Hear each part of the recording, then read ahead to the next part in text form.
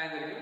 ఈ రోజు నుంచి మనం ఇండియన్ పాలిటీ లెక్చరర్ సిరీస్ అనేది స్టార్ట్ చేద్దాం. ఓకేనా? From the scratch Indian polity ప్రతి ఒక్క లెక్చరర్ సెక్షన్ మనం ఈ రోజు నుంచి స్టార్ట్ చేద్దాం. ఓకేనా? The first point and far most important topic and first ఏంటి అంటే మనకి హిస్టారికల్ బ్యాక్గ్రౌండ్. వాట్ ఈస్ అనేది హిస్టారికల్ బ్యాక్గ్రౌండ్.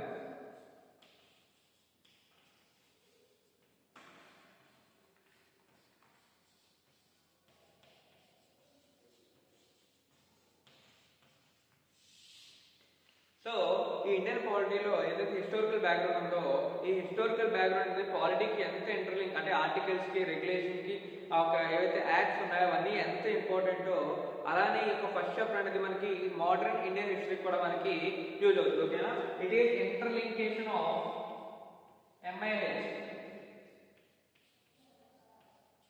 ఓకేనా? అలానే మనకి polity. So very important and very easiest topic. చాలా ఎక్కువ ఉంటుంది మనకి. అసలు ఈ హిస్టారికల్ బ్యాక్గ్రౌండ్ అంటే మనకి 1946, 1947 ఈ యొక్క సమయంలో మనకి ఏదైనా కాన్స్టిట్యూషన్ వచ్చిందో ఫ్రీడమ్ వచ్చిందో ఆ ఒక టైంలో మనకి హిస్టారికల్ బ్యాక్గ్రౌండ్ కాదండి. ఇది మనకి దాదాపు 200 సంవత్సరం నుంచి మనకి ఇది మనకి ఉన్న ఒక హిస్టరీ. సో దీన్ని మనము రెండు విధాలుగా భావిస్తాము. ఈ హిస్టారికల్ బ్యాక్గ్రౌండ్ మనం రెండు విధాలుగా భావిస్తాము. ఒకటి కంపెనీ రూల్ అని,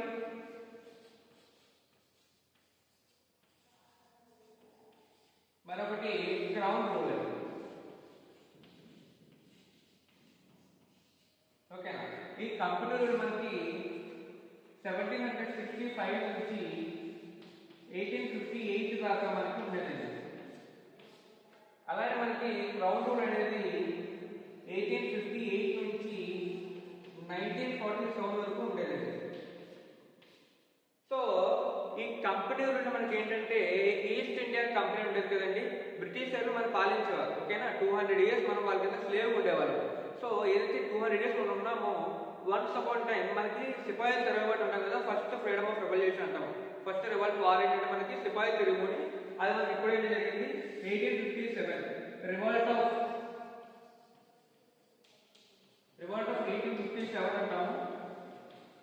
ఓకేనా? దీన్నే మనం మంచి క్లియర్గా సిపాయి ముఖ్యంగా అంటాము. సిపాయిల తిరుగుబాటు. సో ఇక్కడ దాకా మనకి డైరెక్ట్ గా బ్రిటిషర్స్ వాళ్ళ కంట్రోల్లో కాకుండా ఏదైతే ఈస్ట్ ఇండియా కంపెనీ ఉందో ఆ ఈస్ట్ ఇండియా కంపెనీ ద్వారా మనల్ని స్లేవ్ చేసుకున్నాం, అంటే మనం యూజ్ చేసుకున్నాం, ట్రేడ్ చేసేవారు. ఎప్పుడైతే సిపాయిల తిరుగుబాటు అయ్యిందో ఈస్ట్ ఇండియా కంపెనీ వాళ్ళు కూడా చేయలేకపోతే డైరెక్ట్ గా అప్పుడు బ్రిటిషర్స్ ఎవరైతే ఉన్నారో వాళ్ళు డైరెక్ట్ ఇక్కడ దిగడం అనేది జరిగింది. ఓకేనా? ఎలా దిగారంటే అదే ఎప్పటి నుంచి అంటే 1858 నుంచి మనకి 1947 వరకు. సో ఈ యొక్క డిఫరెన్స్ మనం చూడాలంటే మనం ఒకసారి ఏదైతే ఒక 1765 నుంచి 1858 అది మనకి ఏదో కంపెనీ రూల్ ఉందో, అలానే 1858 నుంచి 1947 క్రౌన్ రూల్ ఉందో ఒకసారి దాన్ని మనము ఏ పాయింట్ డిఫరెన్స్ చేస్తామో చూద్దాం. ఓకేనా? సో మనకి 1765 లో కంపెనీ రూల్ ఉందండి. అది ఎంతవరకు అయిందంటే మనకి 1858 వరకు మనకి ఆ రూలింగ్ అనేది జరిగింది. ఎప్పుడైతే సిపాయిల తిరుగుబాటు అయ్యిందో అక్కడి నుంచి మనకి 1858 నుంచి కూడా 1947 వరకు మనకి క్రౌన్ రూల్ అని చెప్పుకుంటాం కదా. సో ఏంటంటే ఇది this is a company rule.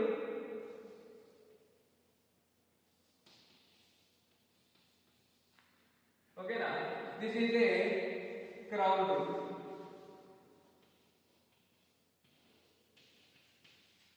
So మనం ఇక్కడ అబ్జర్వ్ చేస్తే ఏదైతే ఈ యొక్క టైం లైన్ ఉందో ఈ టైం లైన్ లో మనకి బ్రిటిషర్స్ వాళ్ళు మనల్ని పాలించలేదండి. బ్రిటిషర్స్ వాళ్ళు ఈస్ట్ ఇండియా కంపెనీ త్రూ మనల్ని ట్రైడ్ చేసేవారు. ఓకేనా? బ్రిటిషర్స్ వాళ్ళు డైరెక్ట్ మనల్ని చేయలేరు. బ్రిటిషర్స్ వాళ్ళు డైరెక్ట్ చేయకుండా ఈస్ట్ ఇండియా కంపెనీ ద్వారా, ఓకేనండి, ఈస్ట్ ఇండియా కంపెనీ ద్వారా మనల్ని ట్రేడ్ చేయడం మొదలుపెట్టారు. ఓకేనా? కానీ 1858 నుంచి కూడా మనకి సిపాయిల తిరుగుబాటు ఎప్పుడైతే అయ్యిందో అప్పటి నుంచి ఇలా అవ్వట్లేదు. సో మనమే డైరెక్ట్ గా దిగుదాం అని చెప్పి అప్పుడు బ్రిటిషర్స్ డైరెక్ట్ ఇండియాని రూల్ చేయడానికి వచ్చారు. ఓకేనా? Very very important. డైరెక్ట్ గా ఇండియాని రూల్ చేశారు. ఓకేనా?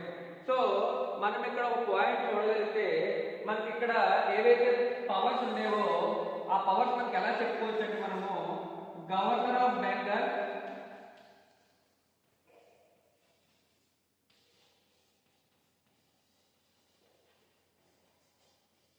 ఓకే, గవర్నర్ ఆఫ్ బెంగాల్, అలానే గవర్నర్ జనరల్ ఆఫ్ బెంగాల్,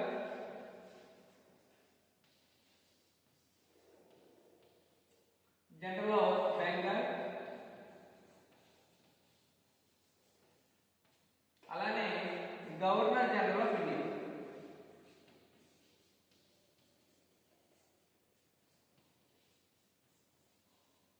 ఓకేనా? సో ఈ 1858 వరకు ఈ గవర్నర్ ఆఫ్ బెంగాల్ కానీ, గవర్నర్ ఆఫ్ జనరల్ బెంగాల్ కానీ, లేదా గవర్నర్ ఆఫ్ జనరల్ ఇండియా, వీళ్ళు మాత్రం మనకి ఈ యొక్క ఈస్ట్ ఇండియా కంపెనీలో మనకి క్రియేట్ చేశారు. ఎప్పుడైతే సిపాయిల తిరగబాటు అయ్యిందో మనకి అక్కడ నుంచి ఆ రూలింగ్ మారిపోయింది. సో ఆ రూలింగ్ ఏంటంటే ఒకటి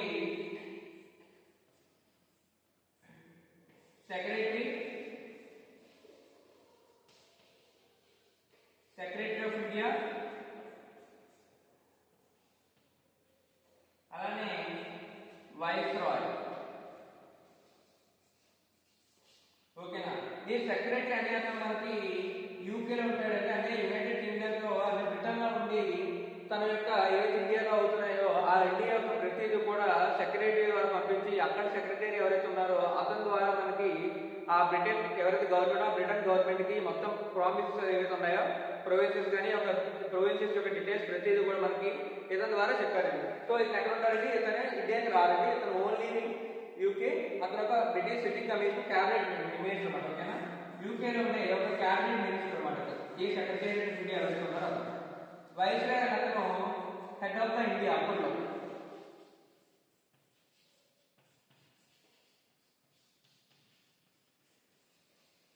ఓకేనా?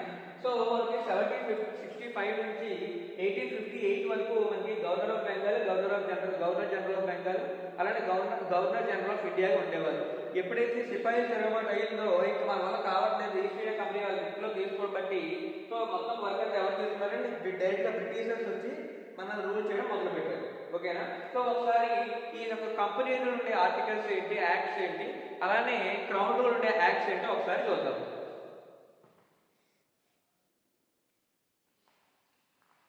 సో ఏమనుకున్నామండి? కంపెనీ రూల్ ఏదైతుందో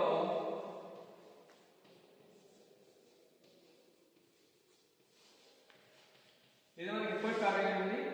1765 నుంచి 1858 వరకు అనుకున్నాం కదా. అలానే క్రౌన్ రూల్ ఇది మనకి 1858 నుంచి 1947 వరకు అనుకున్నాం కదండి. సో ఇందులో ఉండే ఇంపార్టెంట్ యాక్ట్స్ ఏంటో ఒకటి చూద్దాము. So first one regulating act 1773.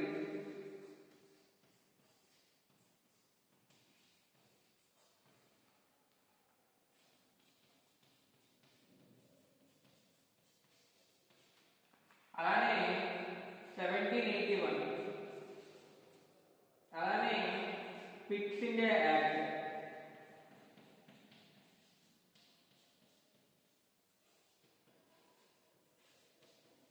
ఇది ఎప్పుడండి? 1784. అలానే చార్టర్ యాక్ట్. సో ఈ చార్టర్ యాక్ట్ మనకి ఏంటంటే ప్రతి 20 సంవత్సరములకి వస్తాయండి. అలా మనకి ఎన్ని చార్టర్ యాక్ట్స్ ఉన్నాయంటే there are 3 charter acts. Okay, ఎన్ని చార్టర్ యాక్ట్స్ అంటే there are 3 charter acts. So one is in 1813, 18+20 అండి 1833, అలానే +20 1853. ఓకేనా? సో ఇవి ఏవైతే ఉన్నాయో ఇవన్నీ మనకి 1853 అంటే 1858 లో ఉండే యాక్ట్స్. మరి తర్వాత మనకు వచ్చేసి ఏమన్నాయంటే గవర్నమెంట్ ఆఫ్ ఇండియా యాక్ట్ 1850,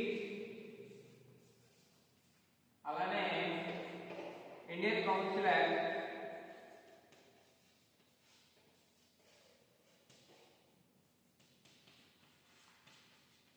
ఓకేనా, ఇండియన్ కౌన్సిల్ యాక్ట్ 1861, అలానే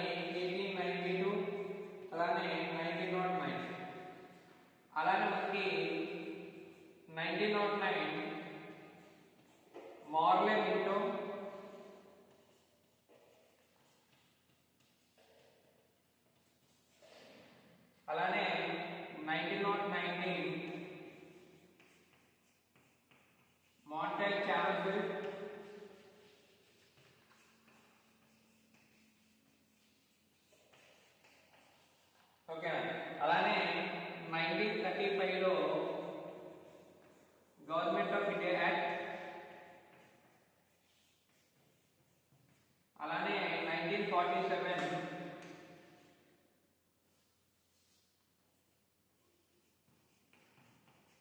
ఇండియన్ ఇండిపెండెన్స్ యాక్ట్.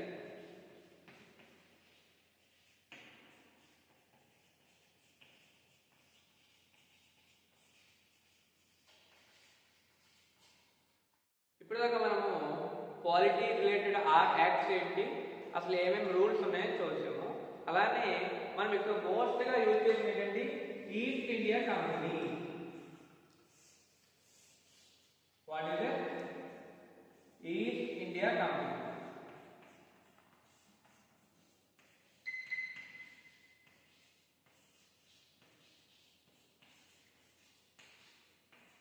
అసలు ఈ ఈస్ట్ ఇండియా కంపెనీ అంటే ఏంటంటే a group of companies East India company అంటారు.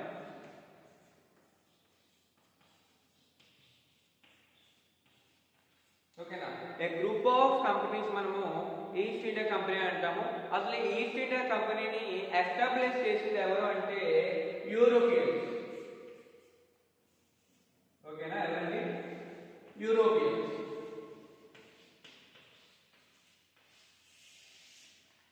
ఎప్పుడైతే యూరోపియన్స్ ఈస్ట్ ఇండియా కంపెనీని ఎస్టాబ్లిష్ చేశారో, సో తద్వారా మనకి కొంతకాలానికి బ్రిటిషర్స్ ఇండియాకి వచ్చిన తర్వాత దీన్నే ఈస్ట్ ఇండియా కంపెనీని బ్రిటిషర్స్ బ్రిటిష్ ఈస్ట్ ఇండియా కంపెనీగా మార్చుకున్నారు.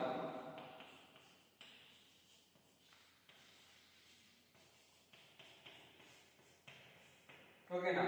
అసలు బ్రిటిషర్స్ ఇండియాకి ఎప్పుడు వచ్చారు, ఎవరి పర్మిషన్తో వచ్చారు, ఎవరి యొక్క ఎంపైర్ సిచ్యువేషన్ వచ్చారు, మనకి మొఘల్ ఎంపైర్స్ కదప్పుడు ఎవరి యొక్క దాంతో వచ్చారు, అసలు ఒప్పుకున్నారా లేదా, వచ్చిన తర్వాత ట్రేడింగ్ అని వచ్చిన వాళ్ళు మనకి మితవాదులు ఎలా తయారయ్యారు, అసలు మనకి యొక్క కంపెనీ రూల్ రావడానికి, అలానే యొక్క మనకి 1947 గొడవ రావడానికి మనకి మేజర్ ఇంపార్టెంట్ ఏంటంటే 17th century. 17th century is very important. And ఈ యొక్క మొత్తానికి ఒక స్ట్రగుల్ అంతటికి ఒక పెద్ద ట్రాజెడీ కూడా మనకి ఈ 17th century. సో అలానే బ్రిటిషర్స్ ఎప్పుడు మన ఇండియాకి వచ్చారంటే 1600లో వచ్చారండి. 1600లో బ్రిటిషర్స్ క్వీన్ ఎలిజబెత్ విక్టోరియా అనే ఒక పర్మిషన్తో వచ్చారండి.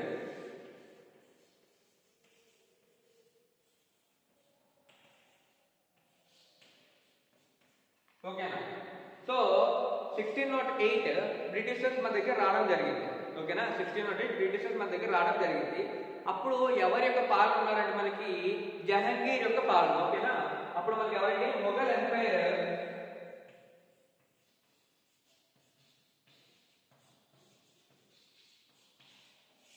ఎవరండి? జహంగీర్. ఎప్పుడండి?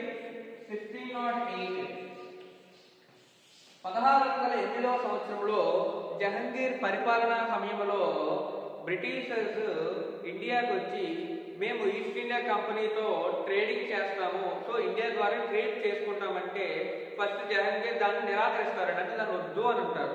తర్వాత మళ్ళీ కొంతకాలం తర్వాత వాళ్ళే చేయండి అని చెప్పి అంటారు.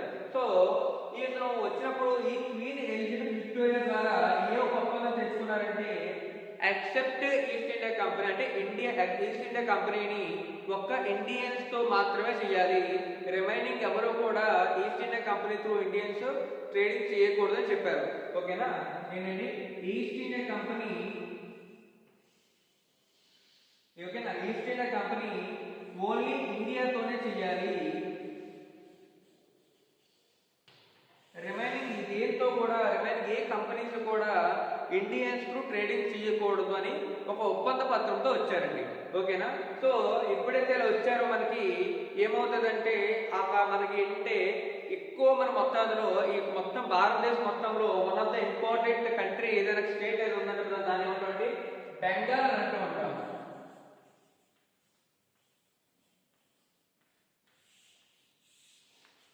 ఎందుకు బెంగాల్ అంటే because it is the richest and very fertile land మాట. ఓకేనా. సో బెంగాల్ మనము రిచెస్ట్ అండ్ ఫెర్టైల్ అని అనుకుంటామండి.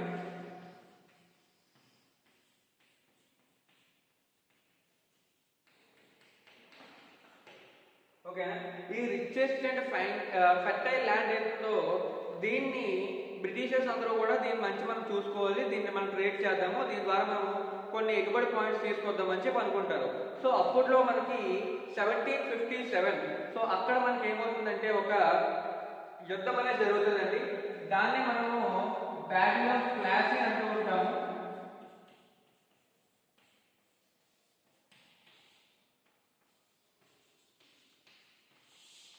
అసలు ఈ బ్యాటిల్ ఆఫ్ ప్లాసీ అనేది ఎలా వచ్చిందంటే దీనికి ఒక బ్యాక్గ్రౌండ్ ఉందండి. సో అప్పట్లో సిరోజ్ ఉద్దౌలా అని అతను ఉండేవారు.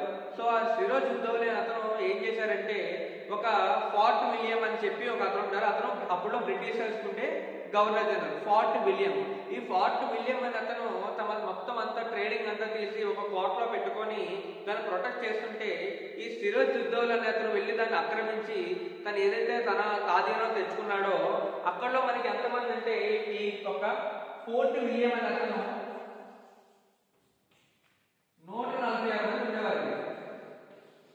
ఓకేనా, 146 మెంబర్స్ ని ఒక నల్లటి గృహలో దాచిపెట్టాడు. ఓకేనా, దాన్ని డర్జన్ అని అంటూ ఉంటాం. ఏంటంటే డర్జన్, వెరీ వెరీ ఇంపార్టెంట్, అడుగుతూ ఉంటారండి వాట్ ఈస్ డర్జన్ అంటే.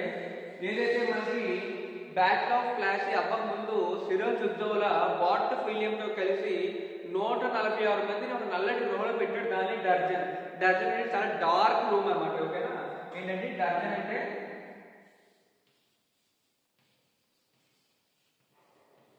ఒక డార్క్ రూమ్. ఓకేనా, ఈ 146 మందిని ఒక డార్క్ రూమ్ లో పెడితే చాలా మంది సఫోకేట్ అయ్యి అంటే ఊపిరి అందక లేదంటే ఆకలి చావులు సో ఇలాంటి ద్వారా మనకి 146 మందిలో 123 మంది చనిపోయారు. ఓకేనా, 146 మందిలో 123 మంది చనిపోయారు. దాన్ని మనం బ్లాక్ హోల్ మ్యాన్ కూడా అంటారు. ఓకేనా, ఎవరైతే పని చేసిన మనకి సిరోజ్ ud Daula.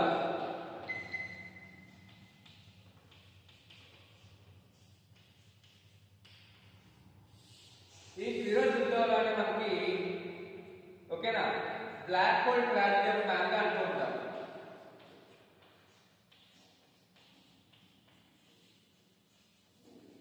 Black hole tragedy of man గా అంటూ ఉంటాం.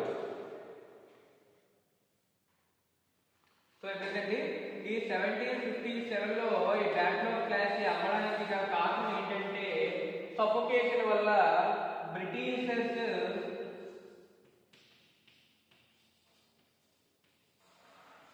ఎంతమంది చనిపోయారంటే 146 మందిలో 123 మంది సఫోకేట్ వల్ల చనిపోయారండి.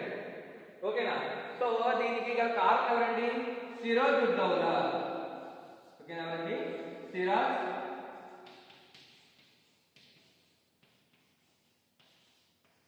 ఓకేనా. సో ఎప్పుడైతే ఇలా చేశారో మరి నార్మల్ గా ట్రేడింగ్ వచ్చిన అతన్ని ఇలా చేసినందుకు బ్రిటిషర్స్ మీద కోపం వచ్చి అప్పుడులో బ్రిటిష్ యొక్క జనరల్ ఎవరంటే రాబర్ట్ క్లైవ్.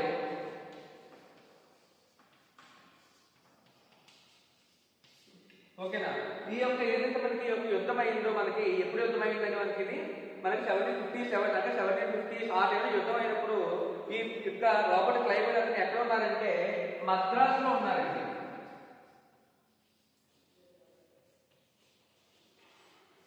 ఓకేనా, మద్రాస్ నుంచి బెంగాల్ ఎవరైతే ఉన్నారో సిరోజ్ ఉద్దౌలా ఎక్కడ ఉండేవారండి? బెంగాల్.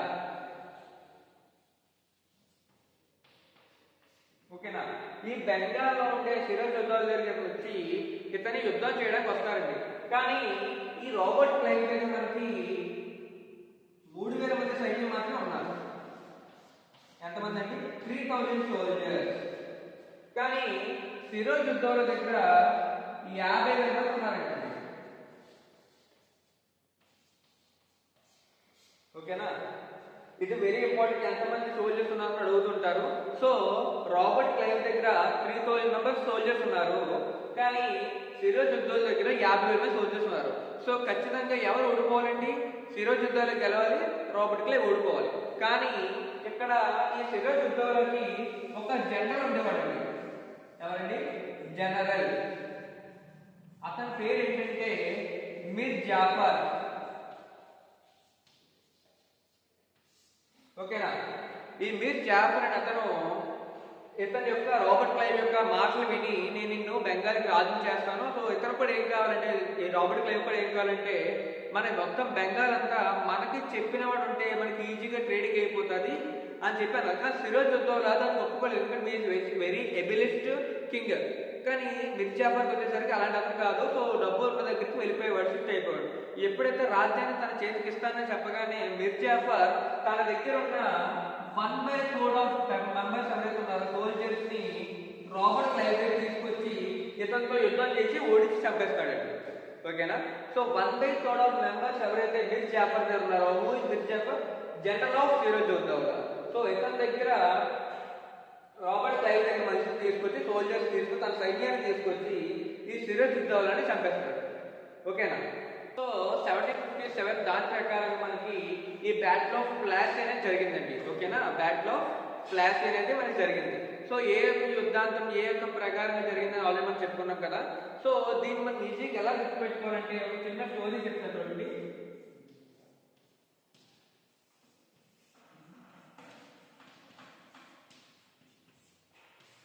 ఓకేనా? సో ఈ యొక్క యుద్ధం ఎవరెవరి మధ్య అయింది అంటే, రాబర్ట్ క్లైవ్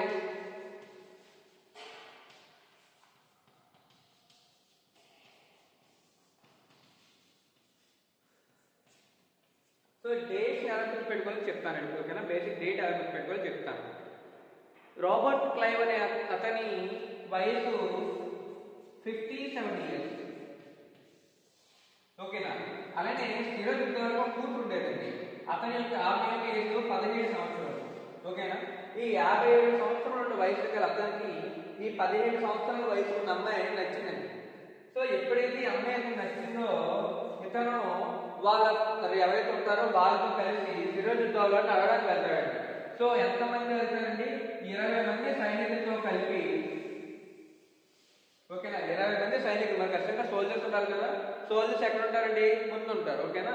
20 మంది సైనికులతో కలిపి ముత్తైదులు ఉన్నారు కదా. దేనికి పెళ్లికి వెళ్ళినా పేరెంట్ దగ్గర మన ముత్తైదులు ఉంటారు కదా. అలా మనకి ఎంతమంది ముత్తైదులు ఉన్నారంటే మామూలుగా 5 మంది, ఇక్కడ మనం 6 మంది తీసుకున్నాం. 6 మంది ముత్తైదులతో ఈ 17 years వయసు గల అమ్మాయిని 57 years వయసు గల అబ్బాయిని పెళ్లి చేయమని చెప్పి సిరోజ్ యుద్ధంలో అడుగుతాడు.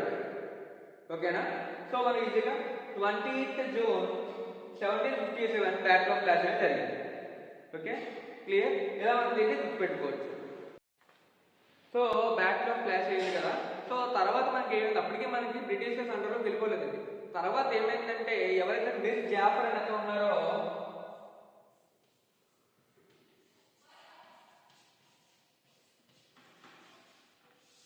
ఈ మీర్ జాఫర్ అని అతను ఇండియాని తన కంట్రోల్లో పెట్టుకోవడం వల్ల బెంగాల్ మొత్తం ఉంటుంది కాబట్టి బ్రిటిషర్స్ ఎలా చెప్తే అలా అంటే మనకి ఒక చిన్న కుక్క పిల్ల అనమాట, ఒక పెట్లాగా. ఆ పెట్లా మనకి మీర్ జాఫర్ పనిచేశాడు.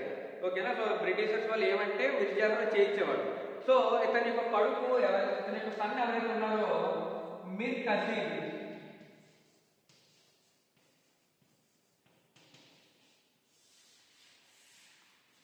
ఓకేనా? ఈ మీర్ కసీం అని అక్కడ కూడా అంటే చాలా మంది ఏమనుకున్నారంటే మీర్ జాఫర్ కూడా ఒప్పుకున్నాడు కదా, సో మీర్ కసీం కూడా అలాంటి వాడే, సో అతను కూడా అలాగే మనం చేసేచ్చు, చిన్న కుక్క పిల్ల ఆడుకోవచ్చు అనుకుంటారు. కానీ హీఈస్ ద ఎబిలిస్ట్ కింగ్డమ్. ఓకేనా? అంటే తన యొక్క రాజ్యాన్ని ఏదో విధంగా డెవలప్ చేయాలని ఒక కోరుకున్న వ్యక్తి ఎవరంటే మీర్ కసీం. సో అలానే అప్పుడున్న రాజు ఎవరైతే బ్రిటిషర్స్ నుంచి ఎవరైతే ఉన్నారో అతను కూడా వెళ్ళి అడిగారండి. ఓకేనా?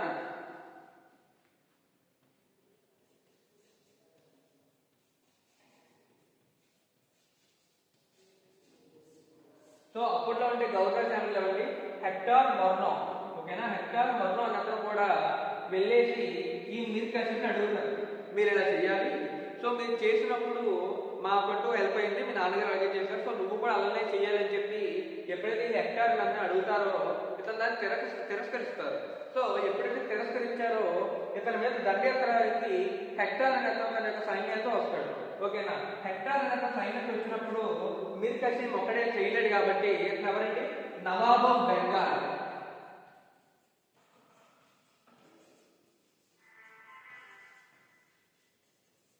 ఓకేనా, ఇతను నవాబ్ ఆఫ్ బెంగాల్ ఒకటే కదండి. సో ఇతనితో పాటు ఇంకొక ఇద్దరు కూడా యాడ్ అయ్యారండి, వాళ్ళే Nawab of Awadh. Okay, Nawab of Awadh. అలానే మొఘల్ ఎంపైర్